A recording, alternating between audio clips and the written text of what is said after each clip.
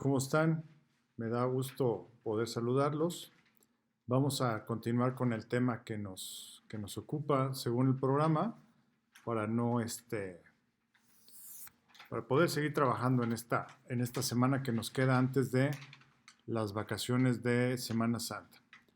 Bueno, me voy a referir ahora a las medidas de dispersión. Recuerden que habíamos hablado de las medidas de tendencia central, que se refieren a cómo es que los datos se agrupan hacia el centro, hacia la media. Pero ahora vamos a hablar como otras medidas que acompañan a las de tendencia central y que nos explican cómo es que los datos se dispersan, es decir, se alejan del centro de la muestra. Bueno, aquí tenemos una definición. Dice que describe la cantidad de variabilidad. ¿Qué es eso de la variabilidad? Pues qué tanto no se parecen los datos. Mientras más parecidos u homogéneos, pues estarán menos dispersos. Mientras más diferentes o heterogéneos sean, pues estarán más dispersos. Datos bastante agrupados poseen valores relativamente pequeños de dispersión. Por ejemplo, si pensamos en la edad en el grupo de ustedes, pues hay una variabilidad pequeña. ¿Por qué? Pues porque todos son más o menos de la misma edad. La variabilidad es poca, ¿no? Pero ¿qué pasaría si a ese grupo nos juntamos varios de sus profesores? Pues la variabilidad de edad se haría mucho más grande, porque nosotros somos una o dos generaciones más grande que ustedes, ¿no? Y entonces la dispersión de los datos, sus edades con las edades de los maestros, haría que pues hubiera más variabilidad, ¿no?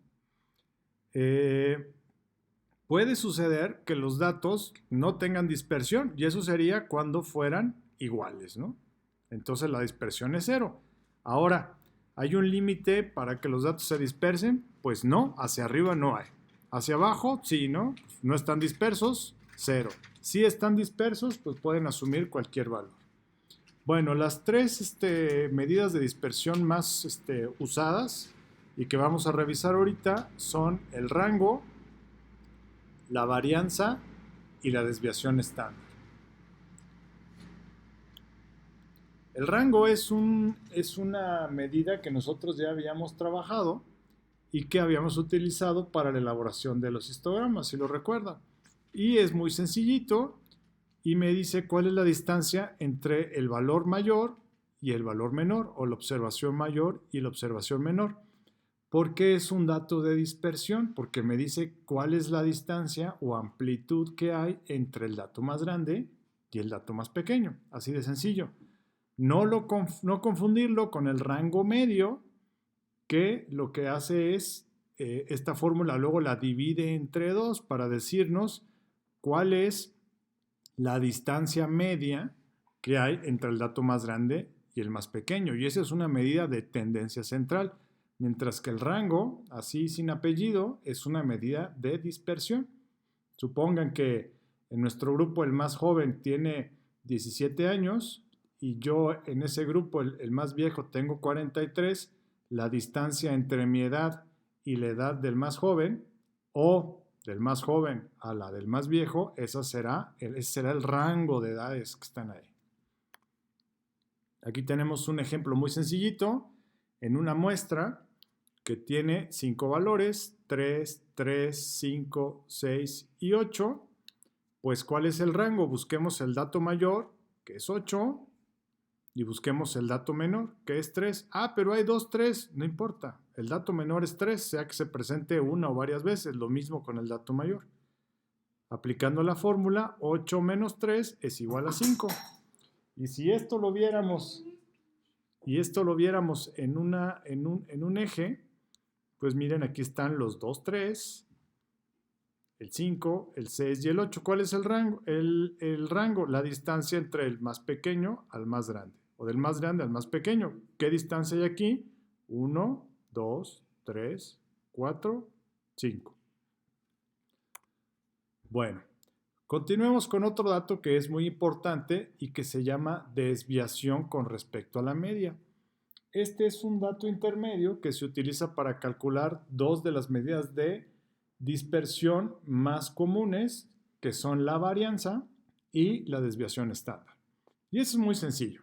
La desviación con respecto a la media lo que nos dice es qué tan lejos está un dato de la muestra con respecto a la media de los datos de la muestra. Es decir, tengo un conjunto de datos, obtengo la media y luego voy a decir, a ver, el primer dato, ¿qué tan lejos está de esa media? Y aquí hay algo interesante que identificar. La media, pues es un valor que nosotros ya sabemos cómo se calcula, es la sumatoria de todos los valores que se presentan en la muestra y luego lo dividimos entre n o el valor de la cantidad de datos que hay, ¿sí? Pero cualquiera de los datos de la muestra pueden presentar una desviación positiva. ¿Cuándo es? Cuando el valor está en un eje a la derecha de la media. ¿Qué quiere decir? Pues que es más grande. Si la media fuera 5 y tenemos un dato que es 10, tiene una desviación positiva. ¿Por qué? Porque está más allá de la media. ¿La desviación cuál sería? Pues vale 10 y la media es 5, 10 menos 5 tiene una desviación positiva de 5 o una desviación de más 5. Pero si tuviéramos un dato, por ejemplo, el 3, teniendo una media de 5, claramente está hacia la izquierda de la media, es decir, es menor a la media. ¿Cuál es la desviación que tendría? Pues tomemos este mismo dato. El dato es 3 menos el valor de la media, 3 menos 5 igual a menos 2. Quiere decir que tiene una desviación negativa o una desviación de menos 2. Finalmente, ¿qué pasa si el dato coincide con la media? Pues no está desviado, no existe la desviación porque está coincidente con la media. Vamos a ver aquí un pequeño ejemplo. Recuerden, aquí está la fórmula de la media. X barra es igual a la sumatoria de los valores X dividido entre el número de valores que hay en la muestra. ¿Cuáles son los valores que hay en la muestra? 6, 3, 8, 5 y 3. ¿Sale? La sumatoria de todos estos, 6 más 3 más 8 más 5 más 3, si lo hacen ahí en su mentalmente, vamos a hacerlo. 6 más 3 son 9, más 8 son 17, más 5 son 22, más 3 son 25. 25 entre, ¿cuántos datos hay? 1, 2, 3,